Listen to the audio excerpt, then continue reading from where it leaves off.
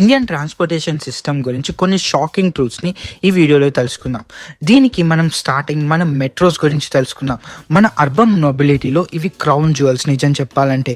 ఢిల్లీ లాంటి సిటీస్ అయినా, హైదరాబాద్, బెంగుళూరు ఇలాంటి సిటీస్ టోటల్‌లో మనకు పబ్లిక్ ట్రాన్స్‌పోర్టేషన్‌ని ఒక రేంజ్‌లో చేంజ్ చేశాయి. అలాగే ఇండియన్స్ ఎలా ప్రతిరోజు వాళ్ళ వర్క్‌కి వెళ్తారో అనేది కూడా ఈ మెట్రోసే చేంజ్ చేశాయి. దగ్గర ఇండియా మొత్తంలో 70 లాక్ డైలీ రైడర్స్ ఉన్నారు మెట్రోకి. అండ్ ఢిల్లీ మెట్రోకి మాత్రమే చూసుకున్నట్టయితే 6,000 crores రెవెన్యూ జనరేట్ చేసింది ఫైనాన్షియల్ ఇయర్ 2023లో. అండ్ ఇది ఒక ఫైనాన్షియల్ మార్వెల్ కూడా.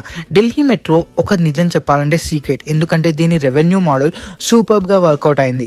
టికెట్ సేల్స్ నుంచి అలాగే మెట్రో ల్యాండ్ని లీజ్కి ఇచ్చే వరకు, అలాగే కన్సల్టెన్సీ సర్వీసెస్ని ప్రొవైడ్ చేసే వరకు వేరే మెట్రోస్కి ఢిల్లీ మెట్రో ఒక సెల్ఫ్ సస్టైనింగ్ సిస్టమ్.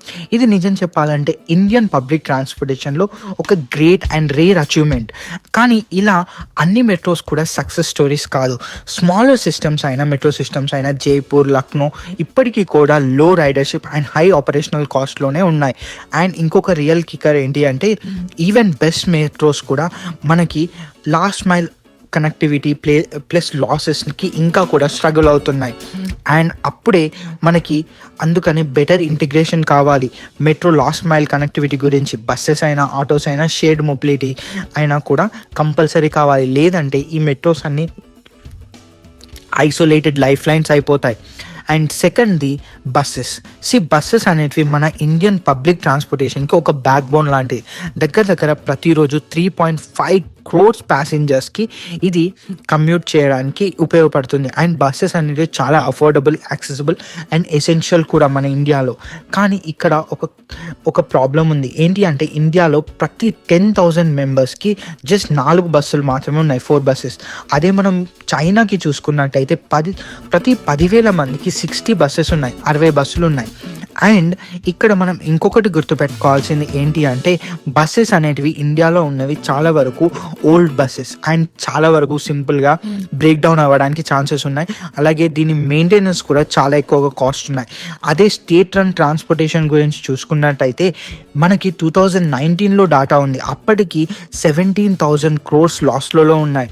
అలాగే దీంతో పాటు హై ఫ్యూయల్ ట్యాక్సెస్, అలాగే స్టాగ్నెంట్ ప్రైజెస్ కూడా, అలాగే ఫ్రీ రైడర్షిప్స్ కూడా ఇప్పుడు ఇంకా ఎక్కువగా బర్డెన్ అవుతున్నాయి ఇలా స్టేట్ ట్రాన్స్పోర్టేషన్కి.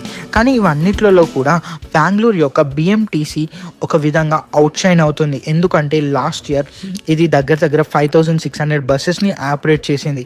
దీనికి కాను రెవెన్యూ 2,096 crores రెవెన్యూని జనరేట్ చేసింది బెంగళూరు యొక్క బిఎంటీసీ.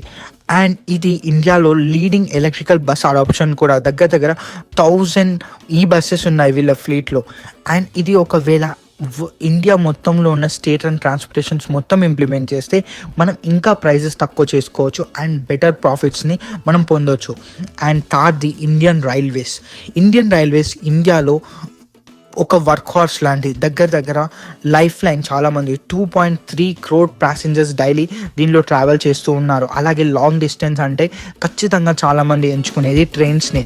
అయినప్పటికీ కూడా ఇప్పటికి కూడా ఓవర్ క్రౌడింగ్ అనేది చాలా నార్మల్. అలాగే ట్రైన్స్ యొక్క జనరల్ ఫేర్స్ ఉంటాయి కదా, అవి చాలా వరకు తక్కువ. దీంతో ఫైనాన్షియల్ లాసెస్ వస్తున్నాయి. కానీ ఇవన్నీ కూడా ఫ్లైట్ ఆపరేషన్స్ ఏవైతే కార్గో ఆపరేషన్స్ ఉంటాయో దానివల్ల సబ్సిడైజ్ చేస్తున్నారు.